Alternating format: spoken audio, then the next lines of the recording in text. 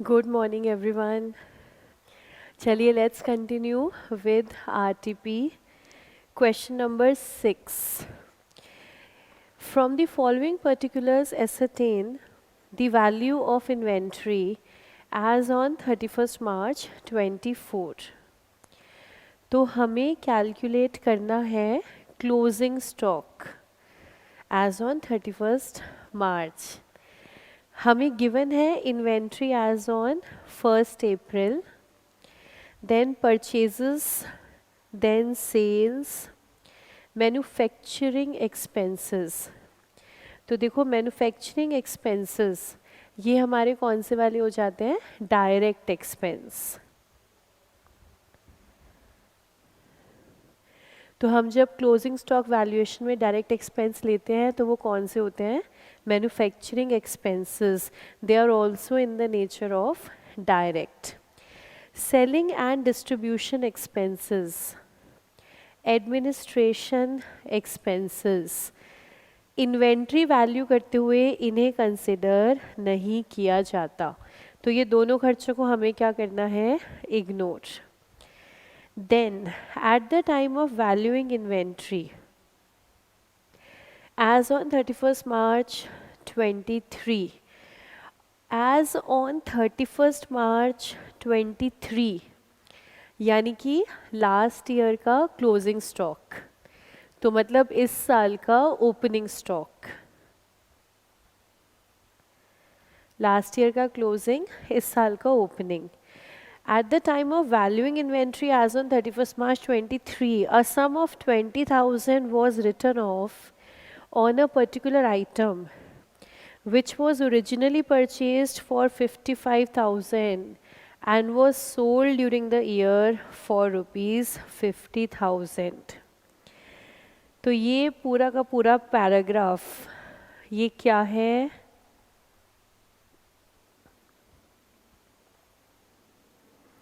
हाँ बिल्कुल सही. ये क्या है? तौबा तौबा तौबा तौबा.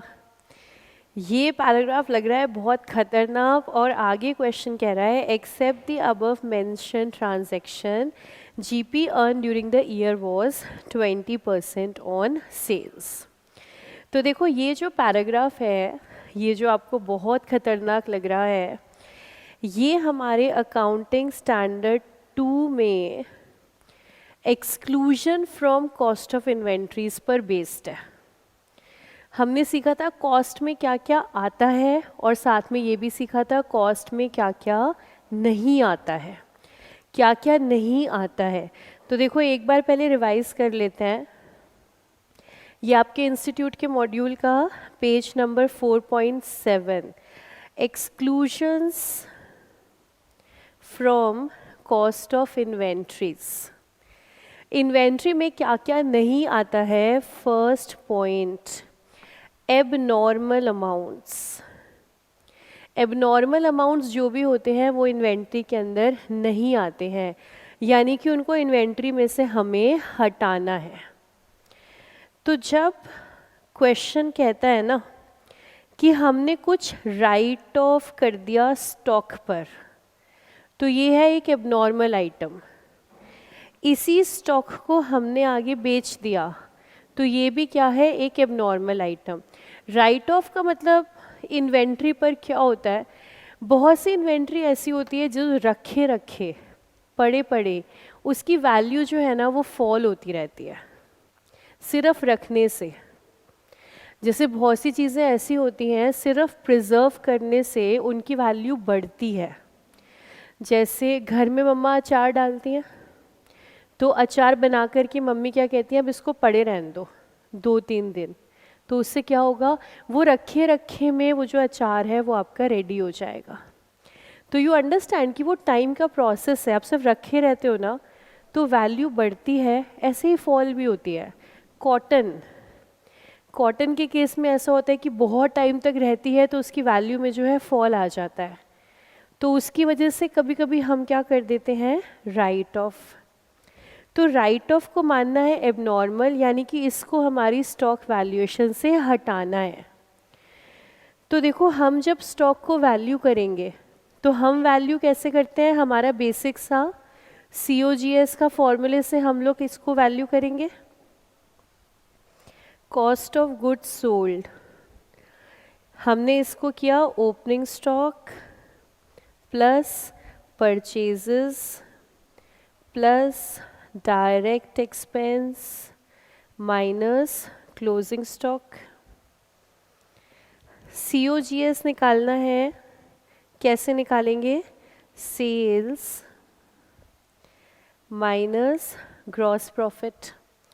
Sales minus GP is equals to opening plus purchases plus direct expense minus closing.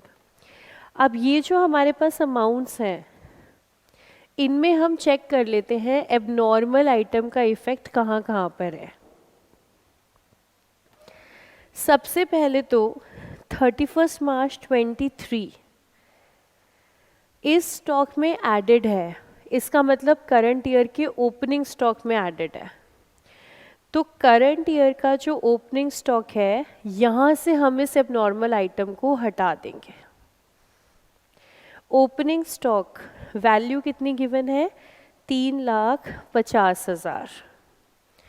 तो ओपनिंग स्टॉक वैल्यू आ रही है 3,50,000। यहाँ से माइनस कर देंगे हम एबनॉर्मल आइटम। देखिए abnormal item, a sum of 20,000 was written off on a particular item which was originally purchased for 55. Sum of 20,000 was written off on an item which was originally purchased for 55,000. हमने एक हमारी inventory item 55,000 की खरीदी थी, 55,000 की हमने bye की थी। इसमें से हमने कितना राइट ऑफ कर दिया है? 20,000। तो 55,000 में से आपने 20,000 राइट ऑफ कर दिया, तो यानी कि वैल्यू आ गई है 35। तो आपने इस ओपनिंग स्टॉक के अंदर कितनी वैल्यू ले रखी है? 35,000। आइटम था 55,000 का, आपने राइट ऑफ कर दिया 20,000। आइटम है 55 का, राइट ऑफ कर दिया 20। तो आपने जो वैल्यू स्टॉक में ले रखी है, इंक्लूड कर रखी है, वो कितनी हो गई है? 35। अब ये है एबनॉर्मल, तो इसको अब हमें क्या करना है? इसको अब हम स्टॉक से हटा देते हैं। तो ओपनिंग स्टॉक 350, इसमें से माइनस किया 35। तो ये स्टॉक जो है ये हम कंसिडर करेंगे 3,15,000। ये तो आ गया हमारा ओपनिंग स्टॉक। परचेजेस हमें गिवन है, परचेजेस हमें गिवन है 12 लाख।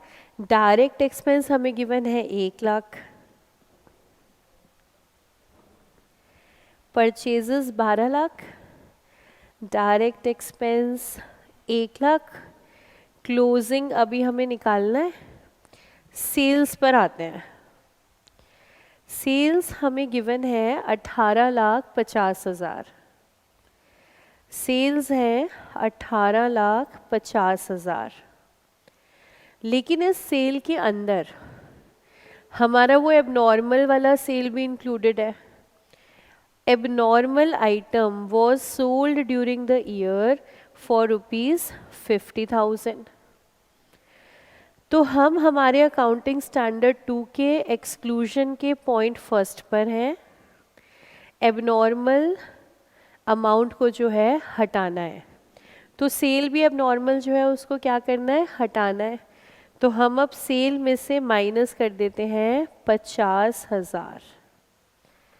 सेल्स का जो अमाउंट है ना वो हम करेंगे माइनस। तो सेल का अमाउंट है 50,000।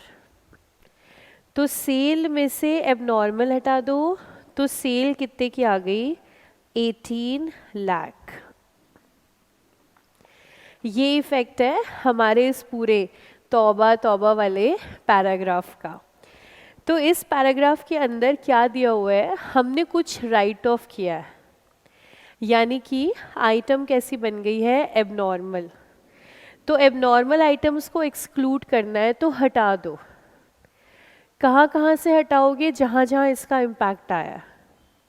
इसका इम्पैक्ट आया है ओपनिंग स्टॉक पर, साथ ही साथ सेल्स पर, क्योंकि ये 31 मार्च 23 के स्टॉक में इंक्लूडेड है, यानी कि इस साल के ओपनिंग में इंक्लूडेड है, तो उसको हटा दो। और इसको हमने बेचा है तो सेल में इंक्लूडेड है। इतना सा आपने काम किया और ये क्वेश्चन आपका सॉल्व हो जाएगा। तो देखो हमारी इक्वेशन क्या बनती है अब, करेक्ट इक्वेशन। तो 18 लाख की हमारी सेल्स, इसमें से माइनस करेंगे हम मार्जिन।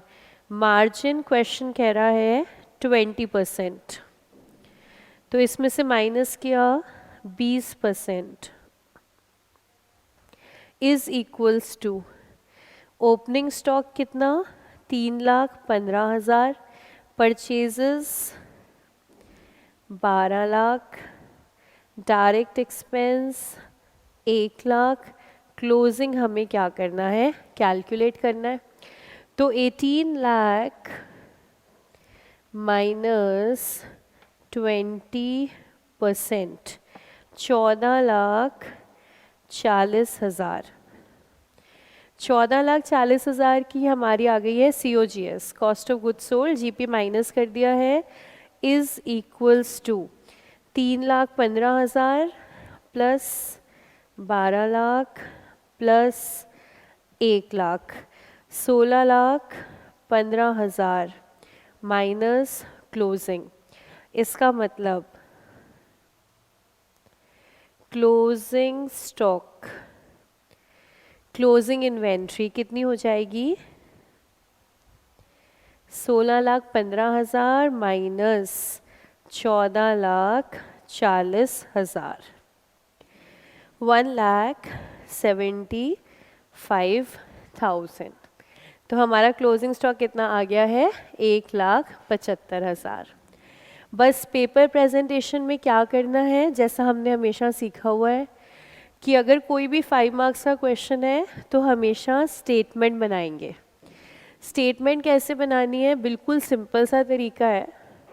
जो आप आपके फॉर्मूले में प्लस माइनस कर देते हो उसको ले आओ वर्टिकल, एक के नीचे एक। तो opening stock, purchases, direct expense, COGS, और आपको क्या मिल जाएगा, क्लोजिंग स्टॉक। तो देखिए let us check question number 6। तो बनानी है हमें statement of inventory. Opening stock से स्टार्ट किया, ओपनिंग स्टॉक में से एबनॉर्मल हटा दिया, तो opening stock 315, purchases 12 lakh, direct expense 1 lakh. उसके बाद COGS चाहिए हमें, सेल्स 1850, एबनॉर्मल सेल हटा दी हमने, तो सेल आ गई 18 लाख। 18 लाख में से माइनस किया मार्जिन, तो हमारे पास COGS आ गया 1440। फॉर्मूला अप्लाई किया और हमने निकाल लिया है क्लोजिंग स्टॉक 1,75,000। तो सिर्फ क्या करना है, एबनॉर्मल ओपनिंग हटा दो, एबनॉर्मल सेल्स हटा दो। तो हमने निकाल लिया है क्लोजिंग इन्वेंट्री 175। ठीक है, next question number 7। Question number 7, messrs Deepak transport company purchased 10 trucks. ये ऐसा क्वेश्चन तो हमने क्लास में भी किया था। 10 ट्रक्स खरीदे 50 लाख के on 1 October 2020।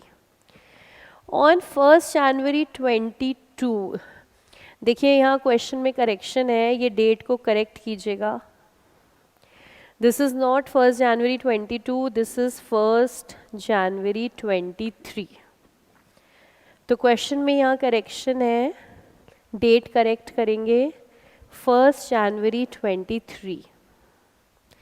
One of the truck is involved in an accident and is completely destroyed, and 35 lakh is received from the insurance. On the same date, another truck is purchased for rupees 60 lakh. Depreciation method is 20% on original cost.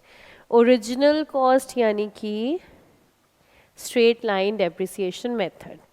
हमें बनाना है motor truck account for the years ending 31 मार्च 23. तो 31 मार्च 23 को and हो रहा है, यानी कि 22-23 का अकाउंट बनाना है. ईयर एंडिंग 31 मार्च 24, अकाउंट बनाएंगे 23-24 का.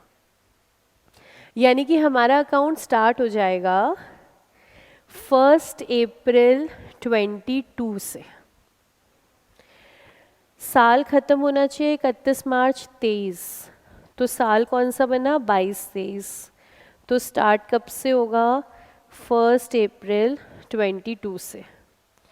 साल अगर है 31 मार्च 24 को एंड हो रहा है, तो आपका काउंटिंग ईयर क्या बना? 23-24.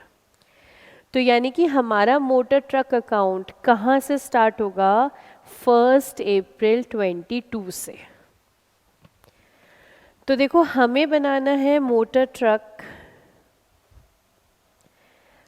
1 अप्रैल 22 से 31 मार्च 23 बनाएंगे.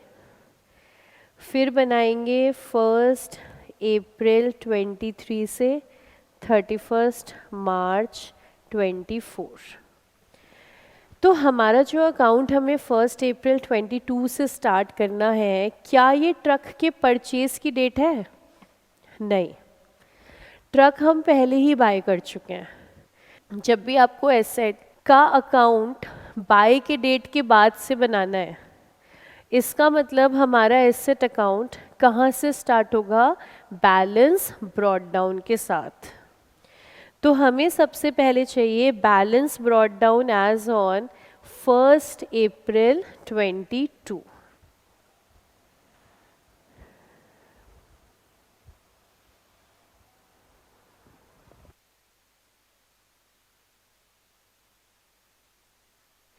हमें चाहिए बैलेंस एज ऑन 1 अप्रैल 22 हमारे ट्रक का डेट ऑफ परचेज. हमने ट्रक बाय किया है 1 अक्टूबर 20 को. हम टोटल 10 ट्रक लाए हैं, लेकिन सबका कॉस्ट सेम है.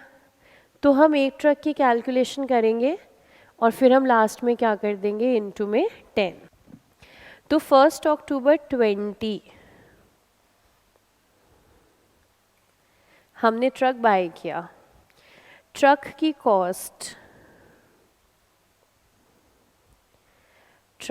कॉस्ट है 50 लाख. 1 अक्टूबर 20 ट्रक बाय किया हमने 50 लाख पर. हमारा मेथड डेप्रिसिएशन का है 20% ओरिजिनल कॉस्ट. तो जब हम ये ट्रक लाए 110-20 में, तो सबसे पहला साल जो हमने इस पे डेप लगाया होगा दैट इज़ 2021. तो डेप्रिसिएशन लगाएंगे फॉर 2021. अब इसमें क्वेश्चन में क्योंकि फाइनेंशियल ईयर चल रहा है, तो डेट्स का डबल ध्यान रखना पड़ेगा, वरना गलती हो जाएगी. तो 2021 का डेप लगाएंगे. कितने महीने का लगाएंगे? 6 मंथ्स. 10 अक्टूबर में लाए हैं हम. अक्टूबर, नवंबर, दिसंबर, जनवरी, फरवरी, मार्च, 6 मंथ्स का डेप लगाएंगे. यानी कि 50 लाख पर 20% का रेट कितने महीने के लिए? 6 महीने के लिए. तो 50 लाख पे 20%, तो हमारा डेप आ गया है 5 लाख 2021 का.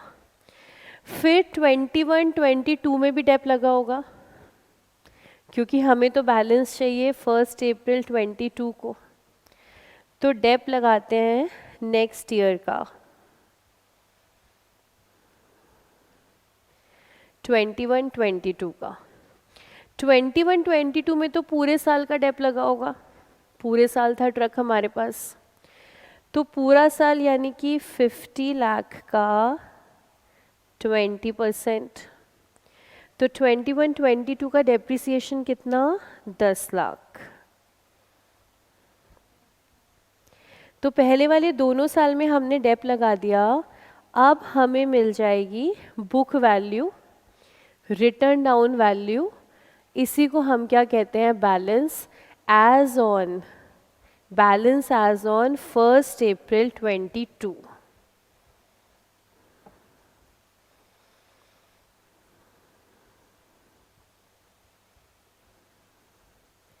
WDV कहें या बुक वैल्यू कहें या बैलेंस कहें, एक ही मतलब है, एज ऑन। ये हम निकालेंगे 31 मार्च 22 को, और जो 31 मार्च 22 का CD है वही 1 अप्रैल 22 का BD है। तो देखिए ये बैलेंस हमारा आ गया है 35 लाख। हमारा मोटर ट्रक अकाउंट इसी बैलेंस से स्टार्ट होगा, 35 लाख के बैलेंस से। ये एक ट्रक का आया है, हमें चाहिए 10 ट्रक्स का, तो 10 ट्रक्स का हो गया है 3,50 लाख। तो ये हमारा आ गया है बैलेंस ब्रॉट डाउन हमारे ट्रक अकाउंट के अंदर। इस दिन से हमने हमारा ट्रक अकाउंट बनाना स्टार्ट किया 1 अप्रैल 22 से। अब देखो 22-23 जो साल है, 22-23 जो हमारा ईयर है, 22-23 के अंदर क्या हुआ, 22-23 के अंदर ऑन 1 जनवरी 23 एक ट्रक हमारा एक्सीडेंट हो गया, डिस्ट्रॉय हो गया, 35 lakh is received from the insurance. तो एक ट्रक हमारा डिस्ट्रॉय हो गया, एक्सीडेंट हो गया, एक्सीडेंट की डेट है 1 जनवरी 23। तो क्या हम इस दिन तक इस ट्रक पे डेप लगाएंगे? डेफिनेटली लगाएंगे, क्योंकि ट्रक हमारे पास था। तो डेप जो हम लगाएंगे वो कब से कब तक का, अप्रैल 22 से स्टार्ट कर देते हैं, 1 जन 23 तक लगा देते हैं। तो अप्रैल मई जून जुलाई अगस्त सितंबर अक्टूबर नवंबर दिसंबर, तो डेप हम लगाएंगे 9 मंथ्स का। तो डेप्रिसिएशन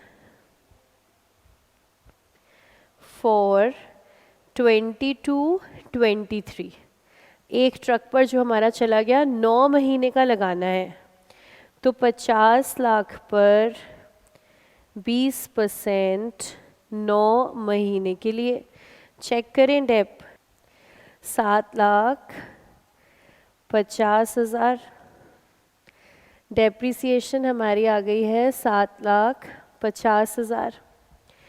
यानी कि जिस दिन इस ट्रक का एक्सीडेंट हुआ उस दिन हमारी बुक्स में इसकी वैल्यू कितनी थी, बुक वैल्यू इस ट्रक की एज ऑन 1/1/23, तो देखो हमारी बुक्स में वैल्यू थी 27,50,000,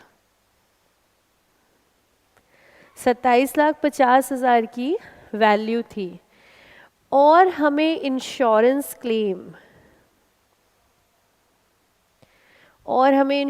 क्लेम कितना मिल गया है, 35 लाख।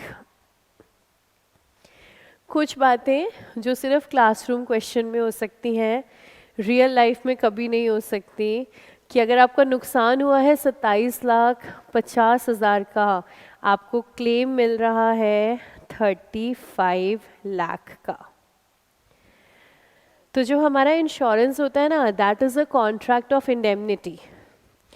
तो जितना आपको लॉस हुआ है उससे ज़्यादा तो आपको मिल ही नहीं सकता, बट एग्जामिनेशन क्वेश्चंस में ठीक है क्लेम आया है 35 लाख का, इसका मतलब एक्सीडेंट जो हुआ उससे हमें नुकसान नहीं हुआ, उससे हमें हो गया है फ़ायदा। Profit on settlement, profit on settlement. तो 27,50,000 की बुक वैल्यू, 35 लाख का इंश्योरेंस, तो प्रॉफिट आ गया है 7,50,000 का। तो चलो पहले ज़रा यहाँ तक अकाउंट में काम करते हैं। हम बैलेंस लेकर के आए हैं 3,50,00,000 का हमारा ओपनिंग बैलेंस, और इसी के साथ साथ जाने वाले ट्रक की अकाउंटिंग करते हैं। जब भी कोई एसेट जाता है उससे रिलेटेड हमारे एसेट अकाउंट में 3 अमाउंट्स आते हैं। एक तो बैंक पैसा कितना मिला, दूसरा सेल या एक्सीडेंट के डेट तक का डेप्रिसिएशन, और तीसरा प्रॉफिट या लॉस ऑन सेल या फिर बाय एक्सीडेंट।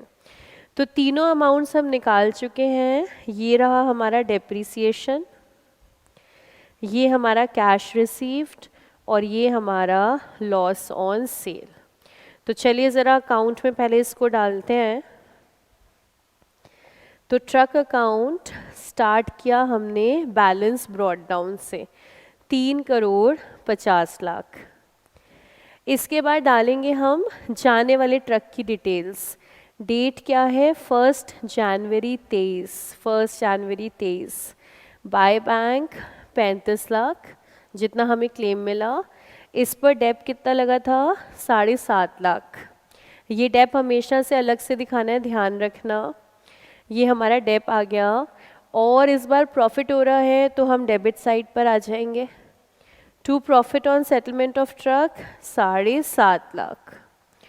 देखो ये जो 2 P&L लिखा हुआ है ना ऊपर, मतलब आप ऑब्लिक करके आप चाहो तो 2 P&L लिख लो, वो भी करेक्ट है। आप चाहो तो 2 profit on settlement of truck लिख लो। बट अगर हम कंसेप्चुअली बात करें तो 1 जनवरी 23 को, देखिए P&L तो ओपन नहीं हुआ ना, P&L तो 31 मार्च को ही ओपन होगा, तो इसलिए यहाँ पर 2 profit on settlement of truck better है, बट आपके इसमें मार्क्स डिडक्ट नहीं होते हैं। ठीक है, तो हमारा प्रॉफिट आ गया है 7.5 लाख का। आगे चलते हैं, और इस साल हमने क्या किया। On the same date another truck is purchased for ₹60 lakh. तो हमें तो ज़रूरत 10 ट्रक की थी, तो एक ट्रक चला गया, तो हम नया ट्रक लेकर के आ गए 60 लाख का। तो लीजिए ज़रा अकाउंट में डाल देते हैं इसको। नया ट्रक लेकर के आए ना हम 1 जनवरी, टू बैंक 60 लाख। 22-23 में और कुछ नहीं हुआ, तो हम आ जाते हैं आखिरी दिन 31 मार्च, और क्या चार्ज करना है, करंट ईयर का डेप्रिसिएशन। चलिए ज़रा कैलकुलेट करते हैं। Current year depreciation for 22-23। अभी पहले तो हमने जाने वाले की निकाली थी, अभी जाने वाले तो गए, अब रिमेनिंग की बात करते हैं। हमारे पास इस समय जो ट्रक्स हैं, देखो हमारे पास हैं 9 ओल्ड ट्रक्स, पहले 10 थे, एक चला गया, तो हमारे पास है 9 ओल्ड ट्रक्स, और एक हम अभी अभी लेकर के आए हैं, तो हमारे पास है 1 न्यू ट्रक।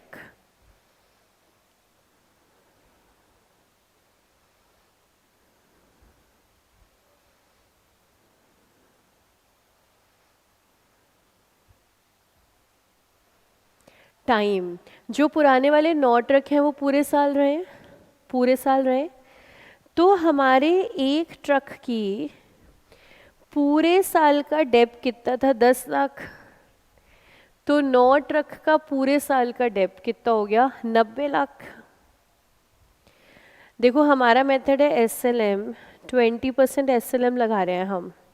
कॉस्ट पे लगेगा, एक ट्रक की कॉस्ट कितनी है, 50 लाख, तो 50 लाख पर 20%, तो 10 लाख एक ट्रक पर।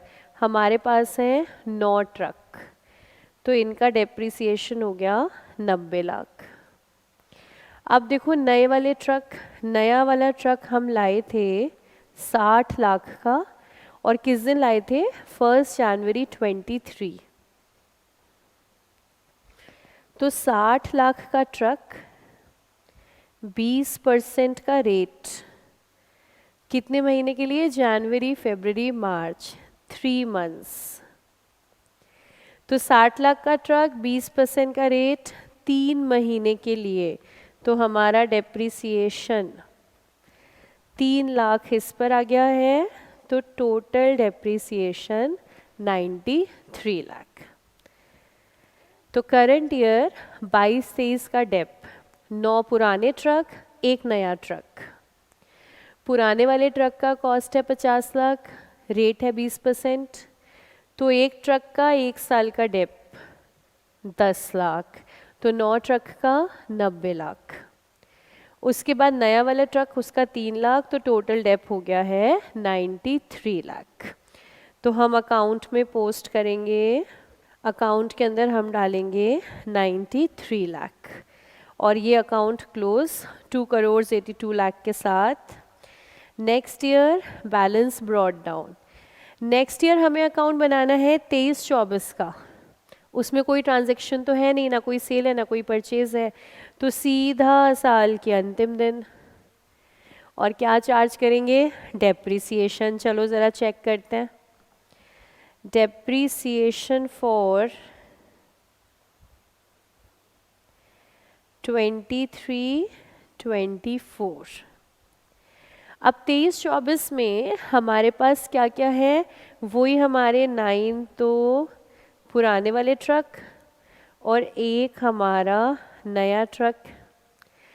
तो 9 जो पुराने वाले ट्रक हैं, मेथड SLM है, पिछले साल 90 लाख लगा था, तो इस साल भी सेम टू सेम, शाम टू शाम 90 लाख। और 1 न्यू ट्रक, 60 लाख की कॉस्ट, 20% का रेट, और ये तो हमारे पास ही रहा ना अब तो पूरे साल, तो पूरे साल का डेप आ गया 12 लाख। तो हमारा टोटल डेप 1 करोड़ 2 लाख, 90 लाख और 12 लाख, 1 करोड़ 2 लाख। तो अकाउंट में डाल देते हैं 1 करोड़ 2 लाख और ये अकाउंट हमारा क्लोज। तो देखो ध्यान से, क्वेश्चन नंबर 7 ट्रक अकाउंट बनाना है हमें सिर्फ। देखिए क्वेश्चन नंबर 7 चेक कर लिया, आगे आ जाते हैं हम क्वेश्चन नंबर 8 पर। Bills of exchange. Aadya owed 1 lakh to Anya. Aadya owed 1 lakh to Anya, इसका मतलब आद्या ने आन्या को पैसा देना है। आद्या ने आन्या को पैसा देना है। On 1st October 23, Aadya accepted a bill drawn. तो बिल ऑफ एक्सचेंज को एक्सेप्ट कौन करता है? जिसने पेमेंट देनी होती है। तो आद्या ने पेमेंट देनी थी, आद्या ने बिल एक्सेप्ट कर लिया। And the bill was drawn by Anya. Bill draw कौन करता है? जिसको पैसा लेना होता है। For the amount at 3 months. पहले आगे बढ़ने से पहले चेक कर लेते हैं बनाना क्या है क्वेश्चन में। Pass journal entries with narration in the books of Anya, ignore dates. आहा, इग्नोर डेट्स, डेट तो डालनी नहीं है, सिर्फ जर्नल एंट्री डालनी है आन्या की बुक्स में। तो चलो चेक करते हैं। हमारी सबसे पहली ट्रांजैक्शन, आद्या ने एक्सेप्ट किया, आन्या ने बिल ड्रॉ किया। तो हमने बिल ड्रॉ कर लिया है, हमें एंट्री बनानी है आन्या की बुक्स में। तो आन्या की बुक्स में बिल को ड्रॉ करने की एंट्री क्या बन जाएगी? बिल रिसीवेबल टू डेटर, यानी कि bill receivable to Aadya 1 lakh के अमाउंट से। ठीक है, उसके बाद Anya got the bill discounted with his bank for 99,000 on 3rd October 23।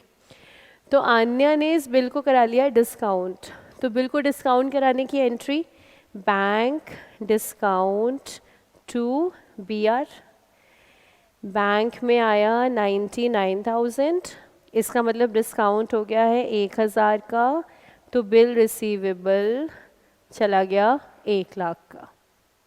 ठीक है, बढ़िया। Before the due date, before the due date Aadya approach Anya for renewal of the bill. अब आद्या कह रही है भाई मैं तो पेमेंट नहीं कर पाऊंगी, बिल को कर दो रीन्यू। बिल को हमें जब भी रिन्यू करना है सबसे पहले कौन सी एंट्री डालनी है, बिल को कैंसिलेशन करने की। फिर आगे इन्होंने क्या अग्री किया वो अगली एंट्री में। सबसे पहले हम बिल को करने वाले हैं कैंसल। यहाँ कैंसिलेशन की एंट्री में पूरे पूरे गलती होने के चांसेस हैं। देखो ये जो बिल हम कैंसिल कर रहे हैं ये बिल कैसे वाला है, जिसको हमने बैंक से क्या करवा रखा था, डिस्काउंट। अगर आपने बिल बैंक से डिस्काउंट करवाया था ऐसे बिल को तो हम हमारी बुक्स के अंदर याद करो क्या दिखाते हैं, कंटिंजेंट लायबिलिटी। क्योंकि इस बिल के साथ एक रिस्क है, अगर डिस्काउंटेड बिल की पेमेंट आपने बैंक को नहीं करी तो बैंक आपके अकाउंट से पैसा डिडक्ट कर लेगा। इसीलिए हम क्या बोलते हैं, ये तो एक लायबिलिटी है भाई, जब तक मैच्योरिटी डेट ना आ जाए। अगर ड्रॉई ने पैसा नहीं दिया तो पैसा अपने अकाउंट से जाएगा, और यहाँ पर बिल्कुल यही हुआ। हमने बिल को कराया डिस्काउंट, ड्रॉई ने पैसा नहीं दिया, इसका मतलब बैंक हमसे पैसा ले लेगा। तो हम जब इस बिल को कैंसिल करेंगे, हम जब एंट्री को रिवर्स करेंगे तो आद्या टू BR नहीं, आद्या टू बैंक हम करेंगे। तो सबसे इम्पॉर्टेंट यहाँ पर कैंसिलेशन की एंट्री जिसमें गलती हो सकती है, खास ध्यान रखना है। तो देखो थर्ड एंट्री, पहली और दूसरी तो ऐसे ही बच्चों वाली है, बिल ड्रॉ किया बैंक से फिर डिस्काउंट कराया। थर्ड पर आ जाओ, आद्या टू बैंक। और अमाउंट का खास ध्यान रखना, बैंक को पैसा कितना जाएगा, पूरा 1 लाख, गलती से भी 99,000 नहीं, पूरा का पूरा 1 लाख ये हम देंगे बैंक को। तो आद्या डेबिट, वापस से हमारी बुक्स में आओ, डेटर बनो, तुम्हारे साथ सेटलमेंट नहीं हुआ अभी। और टू बैंक, बैंक ने हमसे पैसा ले लिया। जो थोड़ा सा भी सावधानी को हटाया ना, तो यहाँ एंट्री तुम क्या बना दोगे, आद्या टू BR। तो यहाँ आद्या टू BR नहीं बनेगा क्योंकि बैंक से बिल हो चुका है डिस्काउंट। तो आद्या टू बैंक पहले हमने कैंसिल करा। अब देखते हैं हमारा अरेंजमेंट क्या हुआ है आद्या के साथ। अब Anya agreed on the conditions that 50,000 be paid immediately together with interest.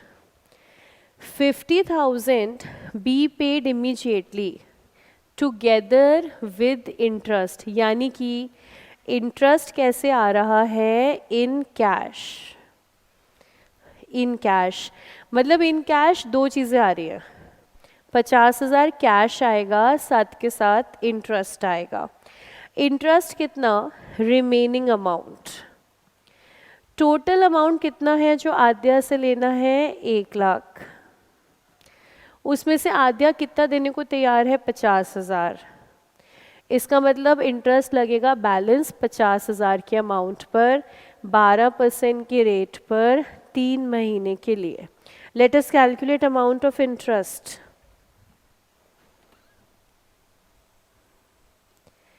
Interest 50,000 का bill, balance amount, interest rate हम ले रहे हैं 12%,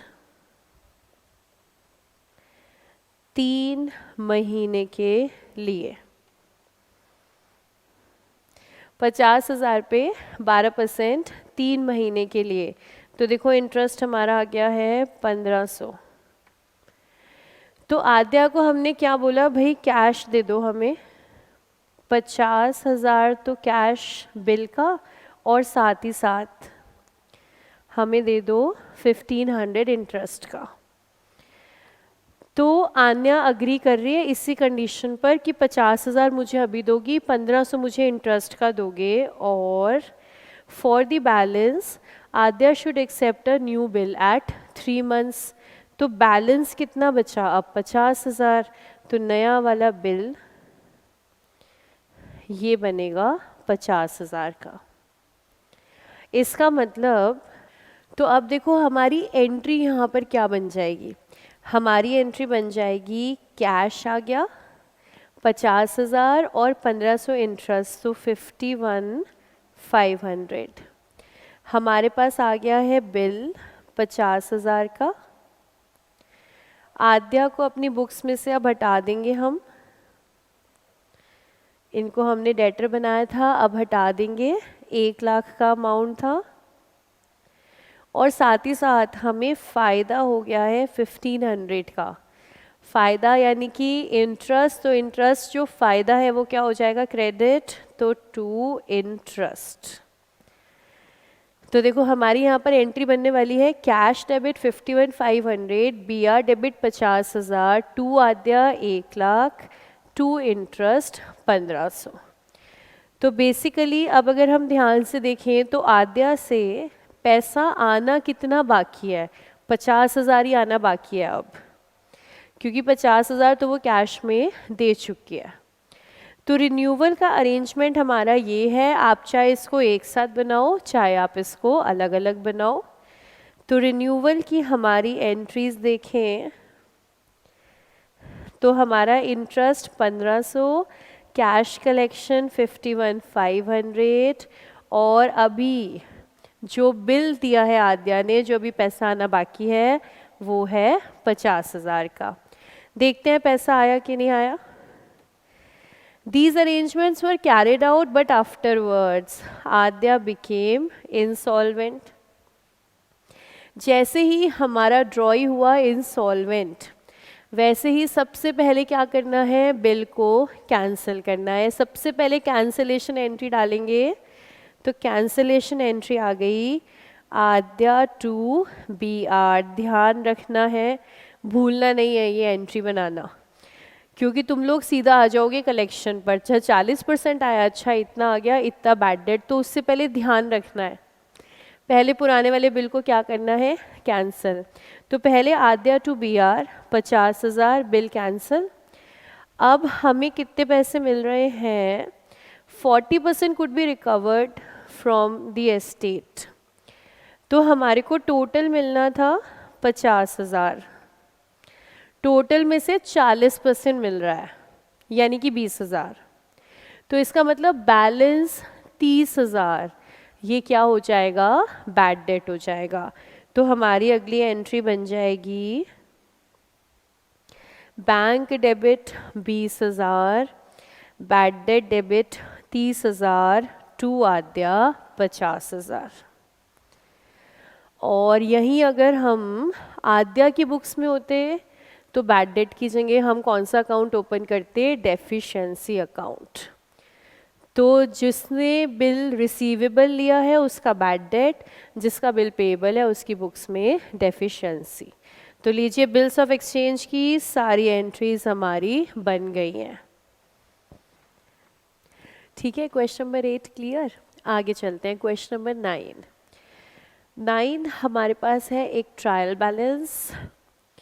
ट्रायल बैलेंस के बाद stock on 31 March 24 valued at 1 lakh.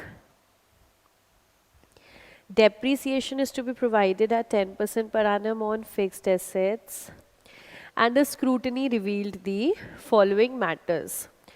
तो कॉम्बिनेशन है फाइनल अकाउंट्स और रेक्टिफिकेशन का। लेट अस सी क्या क्या एरर्स हमसे हुए हैं। 20,000 drawn from bank was debited to drawings account. But out of this amount 12,000 was used in the business for day-to-day expenses. हमने बैंक से 20,000 निकाले और हमने सारे के सारे ड्राइंग्स में डाल दिए। ड्राइंग्स में डाले तो हमने एंट्री क्या बनाई, ड्राइंग्स टू बैंक। लेकिन उसमें से 12,000 ये तो क्या है, बिजनेस का खर्चा, तो ये तो एक्सपेंसेस के नाम से आना चाहिए था। ड्राइंग्स डेबिट होनी चाहिए थी 8,000, एक्सपेंस डेबिट होने चाहिए थे 12,000 और फिर आना चाहिए था टू बैंक। यानी कि हमारी करेक्ट एंट्री होती drawings debit 8,000, expense debit 12,000, to bank 20,000। लेकिन हमने क्या किया, रॉन्ग एंट्री। हमने क्या किया, ड्रॉइंग्स टू बैंक 20,000। अब हम करते हैं इसका रेक्टिफिकेशन, करेक्ट करते हैं। तो देखो बैंक जो है ना वो तो करेक्ट है, उसमें तो कुछ होना नहीं। ड्राइंग्स आपने 8,000 से डेबिट की जगह 20,000 से डेबिट कर दी। 8,000 से डेबिट करना था, 20,000 से डेबिट है, तो अब क्या करेंगे, 12,000 से ड्राइंग्स को क्या कर देंगे, क्रेडिट। तो 2 ड्राइंग्स 12,000, और एक्सपेंस 12,000 डेबिट करना था वो किया नहीं, तो हमारी एंट्री बन गई एक्सपेंस टू ड्राइंग्स 12,000। तो सबसे पहला rectification, expense to drawings 12,000। Next गलती देखें, purchase of goods worth ₹16,000 was not recorded. Not recorded तो सबसे ज़्यादा आसान है, सिर्फ एंट्री डालनी है। But the goods were included in stock. हाँ, क्योंकि स्टॉक तो हमने फिजिकल इन्वेंट्री से लिया होगा ना, स्टॉक टेकिंग करने के बाद। तो स्टॉक में सामान है लेकिन बुक्स में एंट्री नहीं है। सामान खरीद के लाए हो तो क्या एंट्री बनाओगे, purchases to creditors. Purchases to creditors, कुछ नहीं लिखा तो परचेज को हमेशा किस पर मानना है, क्रेडिट पर। तो परचेज टू क्रेडिटर्स 16,000। तो पहली एंट्री थी एक्सपेंस टू ड्राइंग्स 12,000, दूसरी एंट्री है purchase to creditors 16,000। Third rectification देखो, purchase return was recorded in sales return. Purchase return was recorded in sales return. यहीं पे रुकते हैं, रिटर्न की एंट्री चेक करते हैं। अगर आप करते हो परचेज रिटर्न तो देखो एंट्री क्या बनेगी, परचेज की बनती है परचेज टू क्रेडिटर्स, तो रिटर्न की क्रेडिटर्स टू परचेज रिटर्न, तो क्रेडिटर्स टू परचेज रिटर्न। अगर हम सेल्स रिटर्न की बात करें, जब हम सामान बेचते हैं हम करते हैं डेटर टू सेल, तो अगर सामान रिटर्न होकर के आता है तो हम करते हैं सेल्स रिटर्न टू डेटर।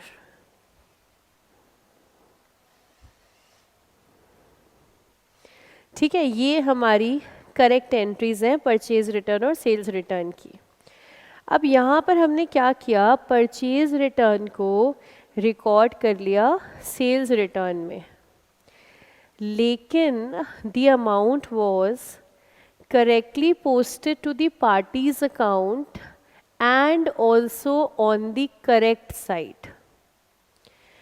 तो जैसी गलती हमसे हुई है उसमें जो हमारी पार्टी है ये तो बिल्कुल सही है, यहाँ कोई मिस्टेक नहीं है, मतलब इसको इग्नोर कर दो।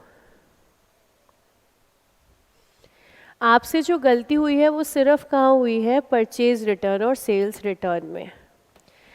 तो आपने परचेज रिटर्न किया तो परचेज रिटर्न को क्रेडिट करना था, वो आपने नहीं किया, अब करते हैं।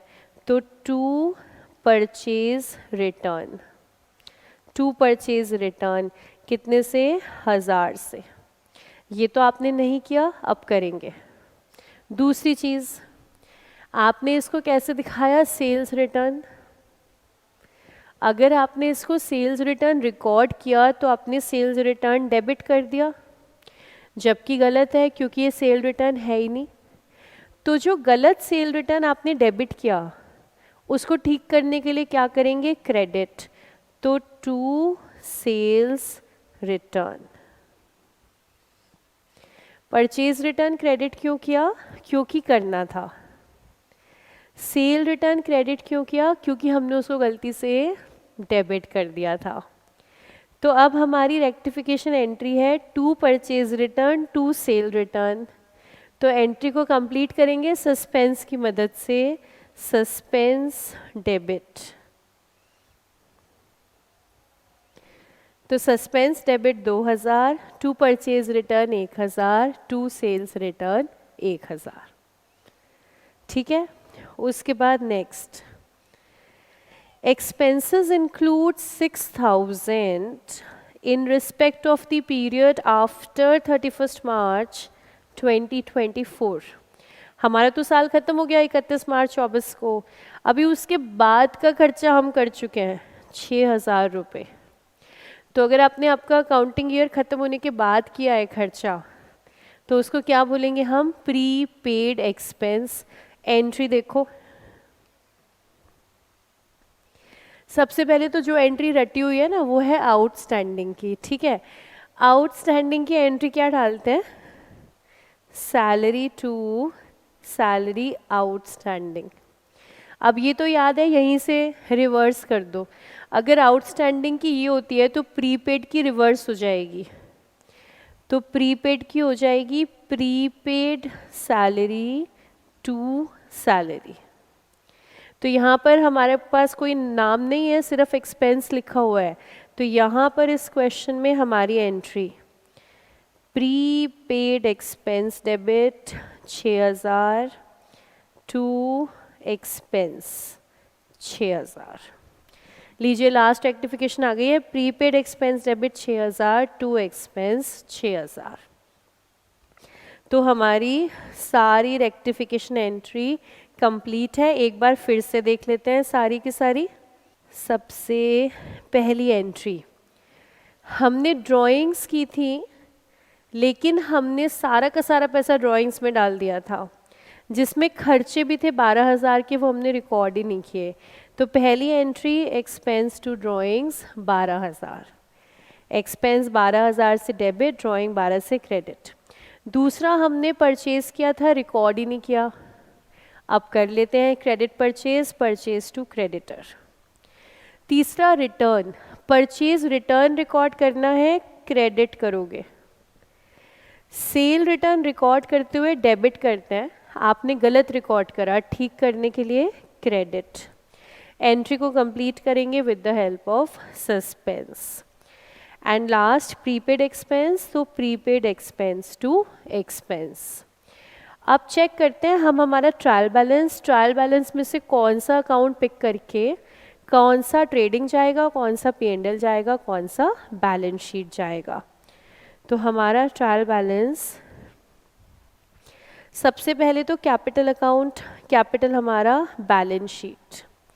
ड्राइंग्स हमारा बैलेंस शीट जाएगा, लेकिन जर्नल एंट्री में अगर ड्राइंग्स आया है तो अमाउंट करेक्ट करना पड़ेगा, जितनी रेक्टिफिकेशन एंट्री आपने बनाई। तो हमने पहली एंट्री बनाई थी एक्सपेंस टू ड्राइंग्स 12000, ड्राइंग को आपने क्रेडिट किया है, तो ड्राइंग का अमाउंट क्या करोगे? माइनस, यानी कि 70000 माइनस 12000। बैलेंस शीट में ड्राइंग्स किस अमाउंट से जाएंगी? 70000 माइनस 12000। उसके बाद आ रहे हैं हमारे फिक्स्ड एसेट्स। फिक्स्ड एसेट की एडजस्टमेंट इस क्वेश्चन में ध्यान से समझना।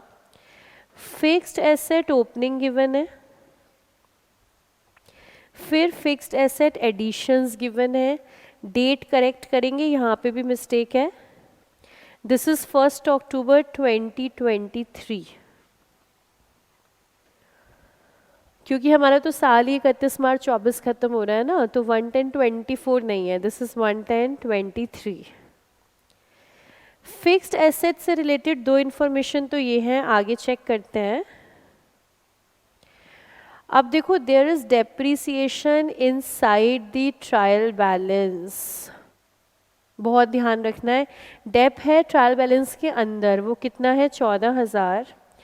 और उसके बाद आपको गिवन है एडजस्टमेंट में डेप लगाना है 10% के रेट पर, किस पर? On fixed assets purchased during the year.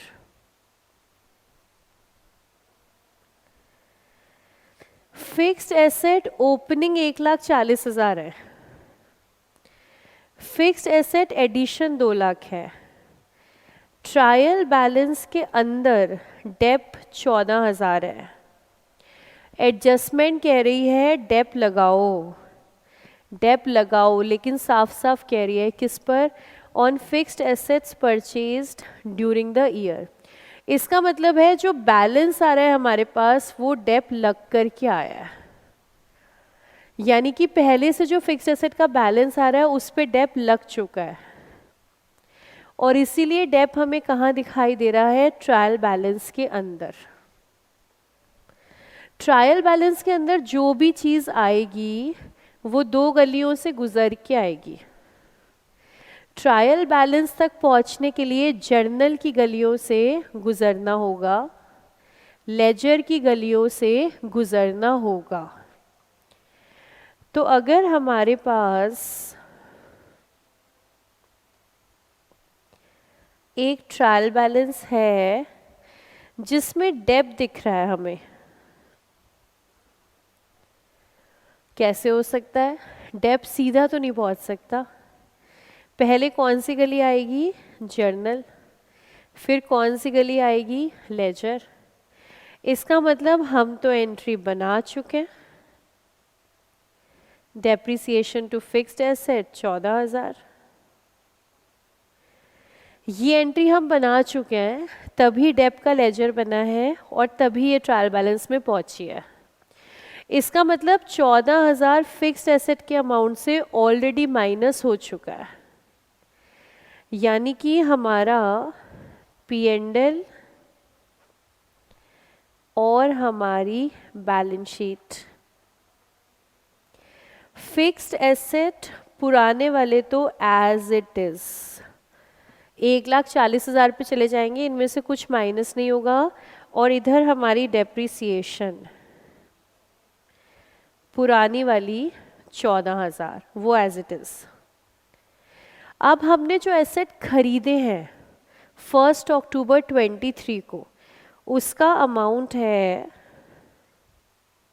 Asset हमने खरीदे हैं 2 लाख के, तो ये जो एसेट आपने खरीदा है अब इसको ऐड करेंगे हम, अब इसको ऐड करेंगे, प्लस करेंगे हम 2 लाख के एसेट, लेकिन इस 2 लाख के एसेट पर अभी डेप लगाना है, वो एडजस्टमेंट कह रही है 10% पे लगाओगे, तो 10% यानी कि 20,000, लेकिन 6 महीने का लगाना है तो फिर 10,000। डेप्रिसिएशन देखो, एसेट खरीद के लाए 2 लाख का, डेप का रेट आ रहा है 10%, लेकिन इसको कब खरीदा, 1 अक्टूबर 23, साल खत्म हो रहा है 31 मार्च 24, तो अक्टूबर नवंबर दिसंबर जनवरी फरवरी मार्च 6 महीने का, तो 6 महीने का डेप लगाया 10,000, ये आया हमारा फिक्स्ड एसेट का balance sheet amount, 1,40,000 plus 2 lakh, 340, 340 minus 10, 3,30,000, और ये जो 10,000 का डेप हमने लगाया ये हमारा साथ के साथ कहाँ आ जाएगा, P&L के अंदर, तो P&L के अंदर टोटल डेप आ गया है 24,000 का। ये है हमारी डेप्रिसिएशन की एडजस्टमेंट, आराम से देखो इसे, तो देखो डेप्रिसिएशन एकदम क्लियर हो गया, मतलब जो ट्रायल बैलेंस वाला है उसको तो बैलेंस शीट में ले मत जाना गलती से भी, ट्रायल बैलेंस के अंदर जो है वो सीधा जाएगा P&L में, और जो एडजस्टमेंट में लगाया है वो दोनों तरफ जाएगा, वो फिक्स्ड एसेट से भी माइनस होगा और वो साथ के साथ P&L में भी आपको दिखेगा। ठीक है, तो यहाँ पर फिक्स्ड एसेट वाला पॉइंट भी एक इम्पॉर्टेंट पॉइंट है, समझ में आ गया है आपको, आगे चलते हैं। Opening stock trading account, purchases, purchases trading में जाएंगे, पर कहीं जर्नल में तो नहीं आए थे, हाँ second rectification, purchases to creditors, इसका अमाउंट था 16,000, तो यानी कि परचेजेस हो जाएंगे 16 लाख प्लस 16,000, अनरिकॉर्डेड वाले ऐड हो गए। अब आ जाओ परचेज रिटर्न पे, परचेज रिटर्न ट्रेडिंग अकाउंट 69,000 का अमाउंट यहाँ पर आ रहा है, लेकिन थर्ड रेक्टिफिकेशन एंट्री में आ रहा है purchase return. Purchase return credit मतलब बैलेंस को बढ़ाना, तो परचेज रिटर्न हमारा हो गया है 70,000 का। ठीक है, एक बार इतना हम डाल दें हमारे फाइनल अकाउंट्स के अंदर। कैपिटल से स्टार्ट करते हैं, तो कैपिटल को ले जाएंगे हम हमारी बैलेंस शीट में। कैपिटल आ गया 6 लाख। फिर हमने ड्राइंग्स डाली, देखो 70,000 माइनस 12,000, ड्राइंग्स आ गई 58। ड्राइंग्स के बाद फिर हमने फिक्स्ड एसेट डाला, ओपनिंग स्टॉक डाला। फिक्स्ड एसेट चेक करते हैं, ये देखो 330 पर 140 प्लस 2 लाख माइनस 10,000, 330 के एसेट आ गए। डेप्रिसिएशन चेक करें, 14,000 ट्रायल बैलेंस वाली और 10,000 जो हमने अभी लगाई, डेप आ गया 24,000 का। फिर उसके बाद ओपनिंग स्टॉक ले गए हम 60,000 का। ओपनिंग स्टॉक के बाद परचेजेस 16,16,000 और परचेज रिटर्न 70,000। तो हमारा ट्रेडिंग अकाउंट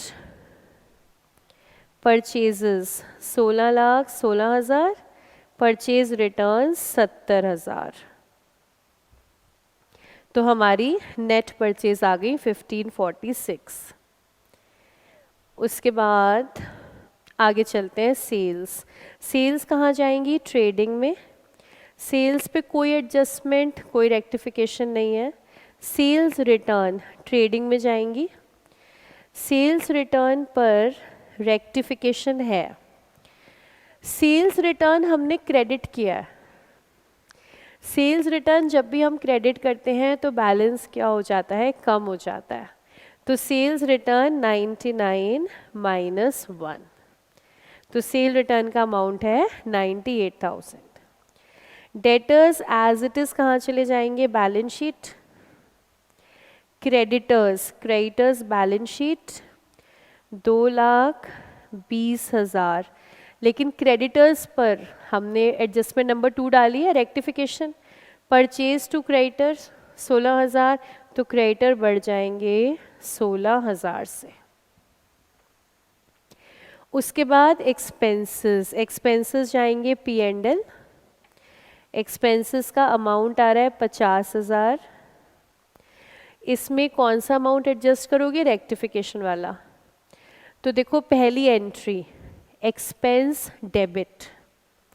एक्सपेंस डेबिट का मतलब अमाउंट बढ़ाना प्लस 12,000। और last entry prepaid expense to expense. Expense credit मतलब माइनस, तो माइनस करेंगे 6,000। तो एक्सपेंस P&L में हमारे चले जाएंगे 56 और बैलेंस शीट के अंदर प्रीपेड एक्सपेंस कितना दिखेगा? 6,000। यहाँ तक एक बार चेक करके आते हैं। सेल्स से स्टार्ट करते हैं। सेल्स डालेंगे हम 22 लाख की। सेल्स का अमाउंट, सेल्स आ गई है 22 लाख की। Sales return 98,000।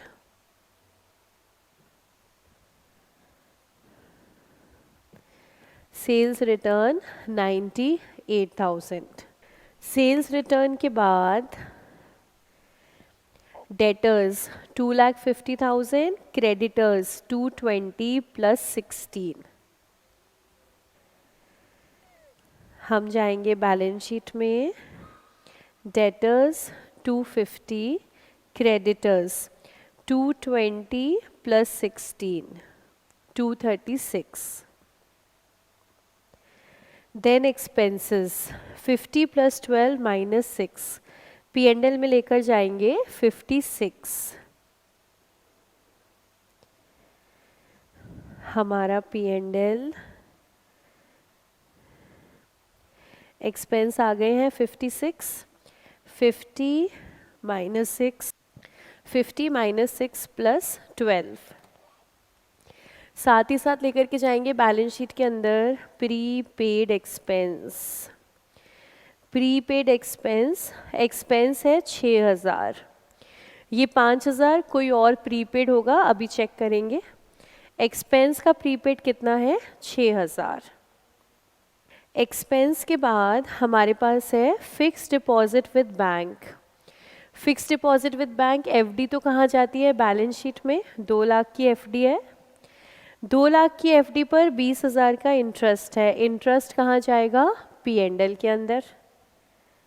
2 लाख की हमारी एफडी बैलेंस शीट के अंदर, एसेट है एफडी हमारा, और 20,000 का इंटरेस्ट पी&एल के अंदर, इंटरेस्ट ऑन एफडी।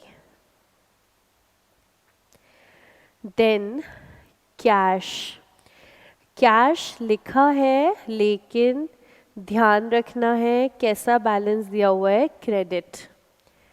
तो कैश लिखा है लेकिन बैलेंस कैसा है? क्रेडिट। इसका मतलब इट इज़ एन ओवरड्राफ्ट। तो ओवरड्राफ्ट हमारे पास है 8000 का। हमारी बैलेंस शीट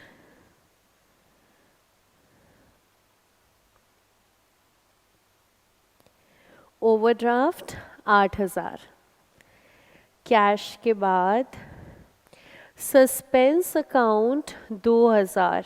देखो खूबसूरती अकाउंट्स की, जब हमने ट्रायल बैलेंस बनाया तो सस्पेंस दिख रहा था 2000 का क्रेडिट, और अभी आपने रेक्टिफिकेशन एंट्री डाली 3rd, उसमें सस्पेंस क्या हो गया? 2000 से डेबिट। जब तक हमने ट्रायल बैलेंस बनाया था हमें पता नहीं चल रहा था 2000 का डिफरेंस क्यों है, तो सस्पेंस डाल दिया। फिर हमें गलती मिल गई, गलती मिलते ही सस्पेंस ख़त्म हो जाना चाहिए और वो हो गया। यहाँ क्रेडिट 2000, जर्नल एंट्री में डेबिट 2000, तो सस्पेंस का बैलेंस अब निल। तो सस्पेंस अब कहीं नहीं दिखेगा, अब हमारी बैलेंस शीट में सस्पेंस नहीं आएगा।